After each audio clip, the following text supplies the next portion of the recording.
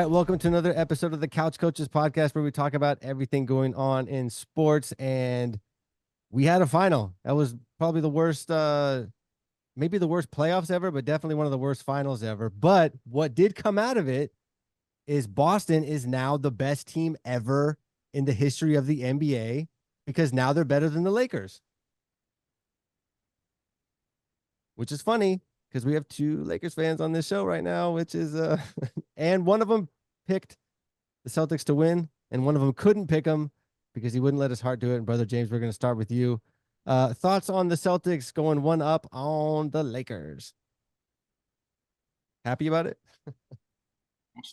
I'm in mourning. No, the deal of it is like I was saying before, it was a personal thing. And true enough, Boston was a better team than Dallas. That doesn't make them better than the Lakers. That just makes them have more championships than us at this present moment. So I congratulate them. They earned it. We're off to the drawing boards, but the deal of it is those are two great franchises. I mean, those franchises are no one is ever going to come close to those two franchises. They can try, but they never get there. But it is what it is. Am I heartbroken? Yeah, and Mr. NBA had to die so he wouldn't even get to see it. So, that just show you how much it hurts. That was one of the best memes I've seen in like 6 months. Was Jerry West he would rather die than see the Celtics go one up on the Lakers. All right, Deacon Hill, thoughts on your team? You're the only one that picked Boston to win, and granted, obviously, Brother James was doing that because he just didn't want them to win, which I completely understand. But your emotions have to be going in two different directions right now because you're like happy you were right, but not happy you were right. Not really going in two directions. Boston was just a better team. They had the best record all throughout the NBA. They were killing the East all season. So it wasn't rocket science to pick them to win. It was their time to win. As far as them being the best franchise and all that, that's a whole nother story. I was listening to some stuff this morning. They're talking about the number of times that LA has made it to the finals compared to what Boston did. And then they won 11 championships with Bill Russell way back so they got the majority of the championships came way back then. So they got one up on as far as the championship banner on the hanging on the ceiling, but as far as being the best franchise, that's not happening. And again, the Lakers will be back. We'll that's what the game is about, to keep it moving forward and looking forward to next year and the future of basketball. So it was their time to win. They had the team assembled to win the championship, and they won. They did have a team, and they didn't even have Porzingis, and they still just absolutely stomped them. That was an ugly series. Brother Bill, thoughts on the Boston becoming the best team in the history of the NBA? I'd say they're the most. Can you stop saying? Wait a minute. Hold on. Stop saying the best team? Can you just say the championship? Yeah, they're the most successful franchise if you measure success by the number of championships. I think that's what we should. I think that's the only thing we should measure this by. Right. So if number of championships, yes. Right. I mean, that's an objective criteria is the number of championships. 18 for the Boston Celtics, 17 for the Minneapolis / Los Angeles Lakers. There you go. You always got to throw some shade in there somewhere. No, it's not shade. I'm saying they're not the best team. They're the most successful if you measure the number of championships as a success. I'm trying to help you out, man. I mean, the Lakers. Just say Lakers. Don't you got to throw Minneapolis in there? Just say Lakers, okay? Well, the reason why I said that is because the Celtics, as you know, it's only been in one location, Boston. I'm not that's not throwing shade on the Lakers. That's just like saying the Warriors in number of franchise and championships they have versus the Golden State. You just qualify it. That's all. No need to get your feathers ruffled. It's okay. It's okay. The Lakers are the second most successful franchise. And if you get 2 more than the Celtics, then you'll be the most successful franchise. As far as the finals goes, I was surprised that Dallas Mavericks couldn't make the necessary adjustments for Boston's perimeter game. I mean, there were just a number of times where they just kept helping off a guy, and the Celtics were getting wide open shots way too often outside. I thought they would have figured that out by game 3, and they just didn't. They had sure they won game 4 just to avoid getting swept. Lakers took their foot off the gas, coasted through it. Game 5 was game Not 5. Lakers, Boston. Boston, rather. Thank you. Looking ahead, it'll be interesting to see whether or not both teams can make a deep run in the playoffs again. I think the West is going to be competitive, but don't count out some teams in the East. Watch out for the New York Knicks. Even with the injuries that they had to deal with throughout the playoffs, their nucleus, their core, their defense, they knew who they are. I think that it's not a foregone conclusion that the Celtics repeat again. Yeah, it's kind of funny. So listening to Sports Talk this morning, it's like, and I don't know if it's just because Boston just crushed the entire playoffs and then like it was a terrible finals, but they were.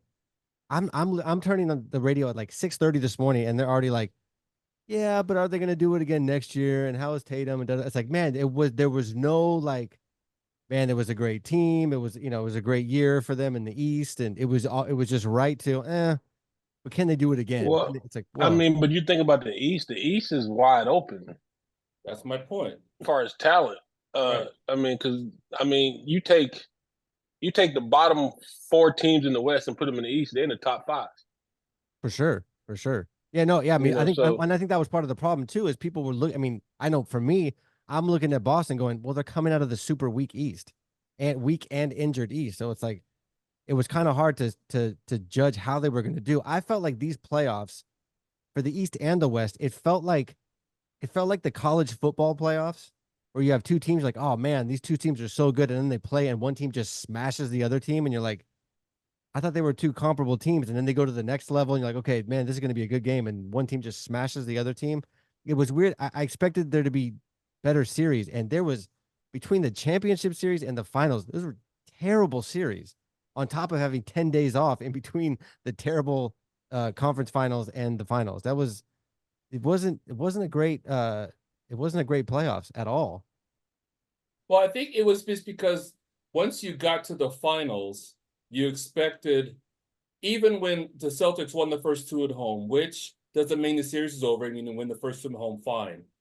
After game 3, I mean, Deacon Hill said, it was a wrap. I believed it was. It's a question whether or not Dallas is going to get swept.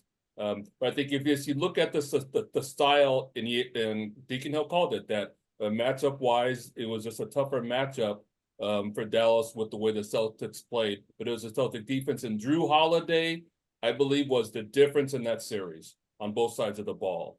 Well, Sure, you got to give Jaylen Brown the way he Brown was MVP, yeah, and deservedly so. But I'm just saying the way he handled Luka. I mean, he gave Luka all correct on offense and defense. That was, I mean, he bottled Luka up. Luka couldn't, like how he dominated against Minnesota, getting off all his shots and all that stuff. He could not do that against Jaylen Brown. Brown was picking it up 90 feet and putting a heck of defense on him. Yeah, wearing him out. By the end of the fourth quarter, Luka didn't have anything left. Yeah, and Dallas didn't make the adjustment where they had someone else other than Luka bring the ball up, and that helped, and just to get him off the ball, bringing it up until they crossed half court. So at least Jason Kidd, made that right adjustment. But overall, I think it'll be interesting to see what the teams do next year. If there's turnover, I think Boston's core will be back. You don't know whether or not Al Horford is going to retire, now that he got his chip, and what happens, because he's 36, 37. So we'll see. Yeah, I think that strategy of putting a dude that's a workhorse on a guy that is a great player, but not in the best condition. I thought that was real slick because when he needs to be on at the end of the game, he can't be because he's been run down the whole game. I thought that was it's crazy the conditioning some of these dudes are in. They go through the whole season and the whole playoffs and can just put it on for 4 quarters. And just for the record, I think the Lakers are the most iconic NBA team. Okay. I just like But talking. then we say, I just like talking crap. so Which is funny. you're talking about the brand. If you're talking about the brand and Yeah, but the and brand, what because they're worth and you have all that stuff. Showtime and then you have Shaq and Kobe. That's pretty two monster. Those are two monster uh teams that are, within like 20 years, 15, 20 years of each other. Yeah, that's right. Just clean it up, Joe. Clean it up. I'm just saying, like, I just like talking crap, which is why I was blowing you guys up on text the other day. And then James had to call me and be like, Well, bro. once LeBron leaves, there'll be just a footnote in the West. So y'all enjoy it now. Come on, give me. Enjoy it Oh now. gosh, here we go with that. The West is loaded, man. We just said the West is loaded. Once he goes, Yes, but look, it'll LeBron take ain't the years. whole team. Huh? Okay. And I the mean, Lakers always. you can't replace it. You can't replace a LeBron James, and Right, that is that's what I'm true. saying. You cannot replace a LeBron James, but you can build up to. I mean, there's people out there that's able to play. That don't get it twisted. That we just count on LeBron James, because if that was the case, we would have went to the championship. Yeah, but Thank your ownership group sucks. That's your guys' All I'm problem moving saying forward. is for what he commands on the team and what defense have to do in order to play them when he ISOs, it's going to be a significant drop off when he leaves. We will reload. Lakers always reload, brother. Thank you. But always you were immature. Always. You were a footnote before he got there. After Kobe No, left, it wasn't. y'all were a footnote in the West. We were in Until he got mourning. there. That's how y'all got that There you go. We were in program. mourning. Come on, man. Y'all We were in mourning. We was in Hey, mourning from Kobe still. what are the Warriors? If we're a footnote, what are the Warriors? Whoa. One. A dot. I agree. I have no faith in the Warriors ownership or GM. I will say that. I think West. I think want to Jerry hear West. Bill. I want to hear Bill, Mr. Analysis here. What are the Warriors if the Lakers going to be a footnote? What are the Warriors? When the core leaves, then the Warriors will be in the same situation. I mean, you can call it as you see it and not think, I'm trying to be a homer. That's just reality of sports. Look at the teams in the West that are young and fast and can shoot. That's why once both the Warriors and the Lakers were out of the playoffs, Denver again was penciled in, and we showed that between Minnesota and you've got who's the other team? OKC. OKC. Young teams, and they became an interesting story in the West. Yeah, but yeah, whatever. Next topic. So interestingly enough, like, so juxtaposing the Lakers run or the Lakers multiple run, like Showtime, Shaq and Kobe, the LeBron era, whatever you want, and then the Warriors run. So I think that time in the NBA is going to come to an end because of what they're implementing. I think next year, and maybe it's over the next 2 years. They're doing two things. They're making it so the penalty for going over like a luxury tax is like astronomical. So they're implementing that. And then they're also implementing the thing where it used to be you had to trade dollar-wise, you had to trade the same amount of salary in between teams. So it could be one really expensive dude and like 5 nobodies and swap them out. Now they're switching it so it has to be like a 1-for-1. They have to be having like the same contract or the same yearly contract, something like that. And I think if they do that, we're never going to have another run like the Lakers had. We're never going to have another run like the Warriors had. And I don't know how you guys feel, but I feel it's better to have a strong team. Like we have this Boston team. It's going to get very expensive very fast. And a couple of the dudes they drafted themselves. So I think if they don't implement something where you don't get taxed for the homegrown drafted players, if they don't do that, I don't think we're going to have, it's just going to be flip-flopping teams and stuff every year, which I think is parity wise is okay. But I think the NBA and sports in general are built on teams being great for a long period of time. Like the Warriors being great for a long period of time, the Lakers being great for a long period of time, the Chiefs. Deacon Hill, I'm going to start with you. Do you think it'll be a disservice to the league to not allow them better opportunities to have like a long-term really good team, like a three-peat team or a team that can go back to back? You know, I don't really see it that way because I look at it like this year, how it was so wide open. You know, there was a lot of teams competing, and you get the smaller markets that are are interested in the. If you just have these dynasty teams, you're just going to have the larger markets dominating everything. I think this year's NBA was very exciting. You had a lot of teams competing, and it could have went. It could have went a lot of different ways. So I don't really see it. I see your point about the homegrown players, getting some type of a benefit for drafting well and being able to keep your players. But I like the way that I like teams being competing, the small market teams, everybody having a chance to try to win. It keeps a lot of more fans interested in the game instead of just a certain group of fans. Brother Bill, you're agreeing with him? Yeah, I would agree because I think so.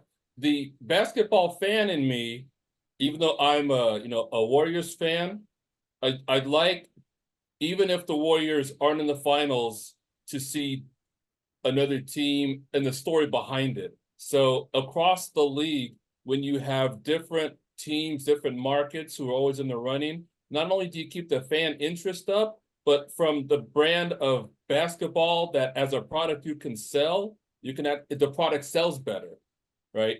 Just imagine if the San Antonio Spurs in San Antonio small market, if they be, when they were the dynasty, right? Small market, not the same as if it was in New York or LA or Boston. So, a dynasty can work depending on the market financially, but I think overall in terms of product of the league, it's better to have multiple teams who are always in the running to get the fan interest up across the country. Brother James, what do you think? Okay, I agree, but I want to add something. Okay, I think they're changing it as far as with the one versus one trade and this and that, to keep teams from trying to buy a championship. Mm-hmm. I mean, you think about it. Now let's look at the Warriors, right? Even though my true belief that they could have won those rings without Durant, but they went and got Durant. You know what I mean? And so I think that's one the league is doing, is saying, okay, well, hold up. No, we're not going to buy a championship. You're going to build a team, and you're going to build a championship team. You're not just going to go at the last minute and go get Joe Blow. And if you do, the blase. But I think that's, and like you're talking about the smaller market, I think the smaller market people were speaking up, and that's why they made that change. Because the smaller markets couldn't afford a Durant, couldn't afford a LeBron. You see what I'm saying? Because of they don't have their pockets not deep enough. I think that's the logic behind it, along with what Bill and Deacon Greg were saying. Yeah, but so if I look at like the large market teams, like across the board in sports, it's like the teams with the most money aren't good. Like the Knicks have been terrible my entire life. They have a couple pops here and there, and they have a great fan base, but they don't really do anything. The Clippers, trash forever. It's like it's not it's and I look at a team like OKC, and the reason they got built up the way they got built up is because they had big players that were disgruntled and got traded, and they got a ton of draft picks in their place. And I think that like if you didn't have like what it took to get Westbrook or whatever player it was that got them all the draft picks, OKC's not doing what they're doing now. And granted, you have the teams that tried to buy a championship. I mean, Brooklyn just amazingly failed at trying to buy a championship, getting like three. I mean, yeah. And I think those things look bad, but it looks bad, but they're not successful in it. Because when you just try to buy teams, like there's so much more that goes together with like chemistry and stuff.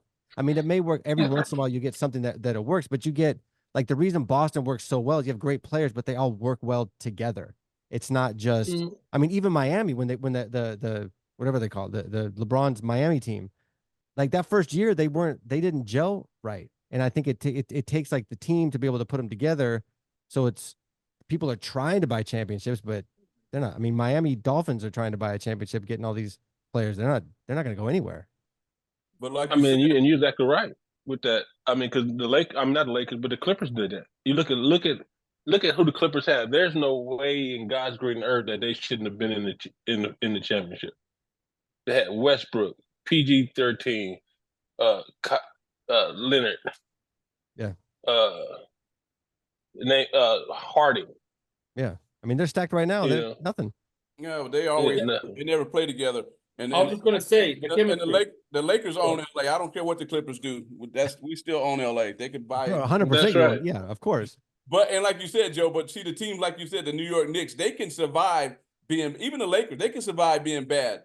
But those small market teams, they can't survive. They won't have a fan base like that if they're not playing. You know, Yeah. if they're not competitive, they're not going to have a successful fan base. Lakers, Boston, Knicks, those teams can survive. And Miami Heat, they can survive. Warriors. No, Warriors got No, y'all fan weather. Y'all got a lot of tell you fan what. weather fans, bro. You can't tell me that I'm not saying that you when they are won that fan weather first fans. championship and they had Steph and Clay and Draymond, the core of that team, Steph, the way he's in threes, it changed the game. Come on now. You had guys Steph did change the game, but the deal of it is, Bill, is y'all's fans were nowhere in the open until then. the fans were always there. When y'all was winning 30% of your games. At Oracle, they didn't travel as well, no doubt. But in terms of showing up year after year to the Coliseum, they was giving free tickets that way. Even when Don Nelson was there. Their tickets have always been. Their tickets were expensive. I bought tickets when they sucked and they were too expensive for a sucky team. Yeah, I was mad when I bought the tickets because they was giving the tickets away for free to fill up the stadium. They got national coverage. I didn't get those free tickets. What after Steph got there, and once they became competitive when they finally won the chip in 2015, then they got national. Yes, I believe that. But your fan base, your fans were undercover fans until you just didn't watch them because you too busy rooting for the Lakers back in the 80s and 90s. I watched them. I mean, I can name some of your old players. Do it. Besides Sleepy Floyd, come on, man, you got to do better than that. You got to come up.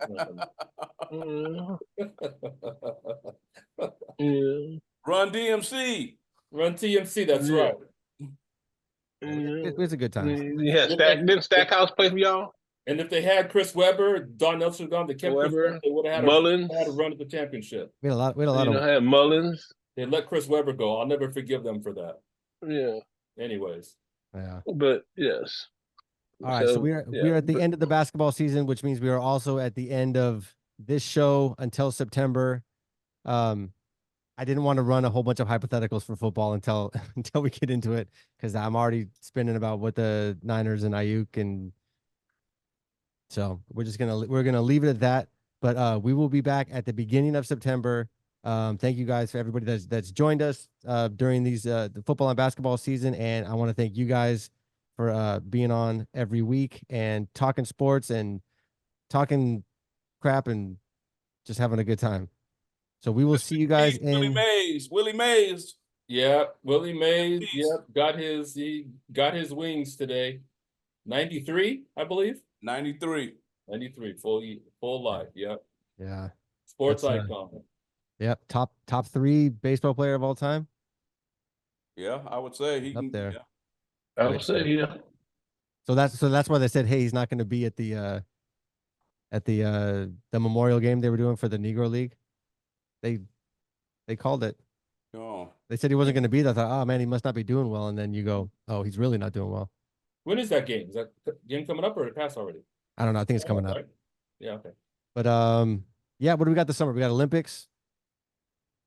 I don't know anything about Olympics, so I'd say we got Stanley Cup Finals going right now. I don't even know. I know it's Game 5, and I don't know what tennis. they're in.